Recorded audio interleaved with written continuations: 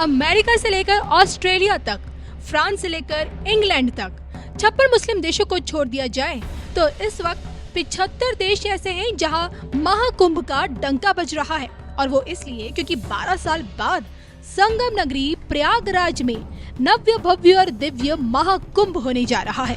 महाकुंभ की इसी विराट पिक्चर में योगी बाबा दिनों दिन ऐसे ऐसे कारनामे कर रहे हैं जिसे देखने की चाह में 75 देशों ने अभी से दौड़ना शुरू कर दिया है। विदेशी सरजमीन से महाकुंभ को मिल रहे हिट्स पर हिट्स ने योगी बाबा को चमका दिया है। क्या है पूरा मामला, आइए आपको बताते हैं। योगी के आगे 75 देशों ने लगाई दौड़, विदेशी जमीन पर महाकुंभ का बजा डंका, संगम नगरी में अघोरी सन्यासियों का मेला, देखिए सिर्फ धर्म ज्ञान पर।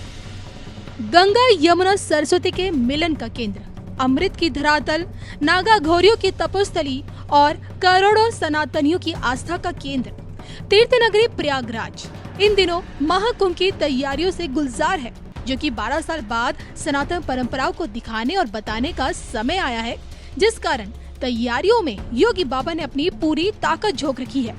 अब की बार की भव्यता ऐसी है कि 5 एकड़ में महाकुंभ नाम का गांव बसाया गया है। 30 भव्य प्रवेश द्वार है।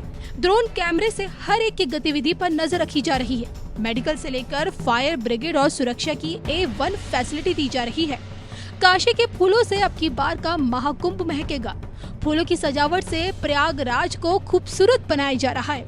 और सबसे खास बात ये कि अभी से विदेशी धरती पर महाकुंभ का प्रचार प्रसार शुरू हो चुका है।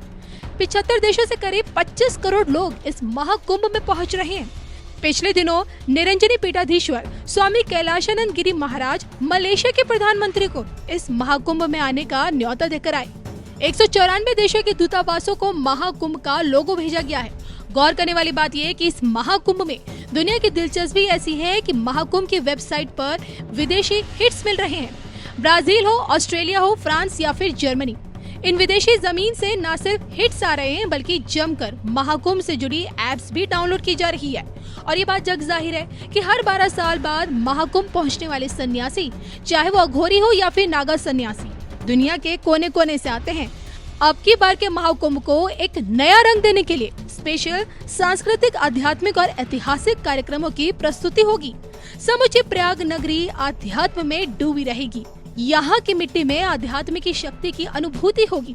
हाईटेक इंफ्रास्ट्रक्चर, कड़ी सुरक्षा और शाही स्नान में उमड़ने वाली भीड़, हर एक की व्यवस्था पर अभी से योगी बाबा अपनी पैनी नजर बनाए हुए हैं। संगम नगरी की यही पिक्चर ये दर्शाने के लिए काफी है कि प्रयागराज की ओर 75 देशों ने दौड़ना अभी से शुरू कर दिया है। मैं आज की इस मीडिया ब्रीफिंग में आप सबका स्वागत करता हूं। आज यहां पर हमें दुनिया के सबसे बड़े आध्यात्मिक और सांस्कृतिक इवेंट प्रयागराज महाकुंभ 2025 के लिए आयोजित इन बैठकों के क्रम में मैं आप सबका भी हृदय से स्वागत करता हूं। आज प्रातःकालीन सत्र से ही हम लोगों को प्रयागराज में आने, संगम तट पर मां गंगा, यमुना और सरस्वती के मिलन स्थल पर दर्शन करने का सौभाग्य प्राप्त हुआ। आरती और पूजन करने का भी अवसर प्राप्त हुआ। अक्षय वट, सरस्वती कूप आदि की सुंदरीकरण की योजना और लेटे हुए हनुमान जी के कॉरिडोर निर्माण के कार्य को भी और दर्शन करने का भी अवसर प्रातःकालीन सत्र में हमें हुआ है। प्रयागराज कुंभ महाकुंभ 2025 के लिए 13 अखाड़ों, खाक चौक, आचार्यवाड़ा और तीर्थ पुरोहितों के साथ हमारी बैठक संपन्न होने के बाद केंद्र और राज्य सरकार के विभिन्न विभागों के द्वारा महाकुंभ के लिए कार्य किस रूप में आगे बढ़ रहे हैं, इसके बारे में भी एक विस्तृत समीक्षा हम लोगों ने यहां पर की है। दिव्य एवं भव्य कुंभ के जो थीम प्रधानमंत्री मोदी जी ने 2019 में हम लोगों को दी थी, कुंभ भी स्वच्छ, सुरक्षित और सुव्यवस्थित हो सकता है।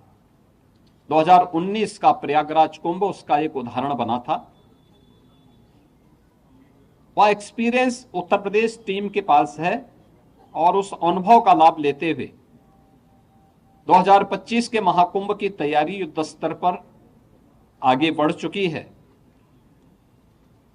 अब तक 5,600 करोड़ रुपए से अधिक की प्रोजेक्ट को, प्रयागराज को भी भव्य और सुंदर बनाना है। 2019 में प्रयागराज की शोभा पर पूरी दुनिया आकर्षित हुई थी। लगभग 24 करोड़ श्रद्धालु जनों ने प्रयागराज आकर के संगम में स्नान किया था और इतने बड़े आध्यात्मिक और सांस्कृतिक आयोजन में सहभागी बने थे। लगभग 100 के आसपास देशों के राजनयिकों ने भी यहां पर आकर के इस बड़े आयोजन में भागीदार बनकर के भारत की आध्यात्मिक और समृद्ध सांस्कृतिक परंपराओं का अवलोकन करने का उन्हें भी अवसर प्राप्त हुआ था। और उसी को और भव्य रूप देने के लिए हम लोगों ने यह कार्रवाई विभिन्न विभागों ने प्रारंभ की है, जिसमें उत्तर प्रदेश सरकार के साथ साथ केंद्र सरकार के भी रेलवे के द्वारा, एयरपोर्ट अथॉरिटी के द्वारा, भारतीय राष्ट्रीय राजमार्ग प्राधिकरण के द्वारा और भी अन्य विभागों के द्वारा मिलकर के बेहतरीन तरीके से अपने कार्यों को आगे बढ़ाया जा रहा है। यद्यपि जब कुंभ का आयोजन होता है तो उस समय संगम में जल का जो स्तर होता है उस समय लगभग ये 8 से 10 हजार क्यूसिक वाटर वहां पे होता है। आज प्रातःकालीन सत्र में हम लोगों ने देखा है जल की मात्रा भी लगभग 2.25 लाख से लेकर 2.5 लाख क्यूसिक वाटर अभी यहाँ पे जल है। जल को रिसीट होने में अभी 10-12 दिन लग सकता है।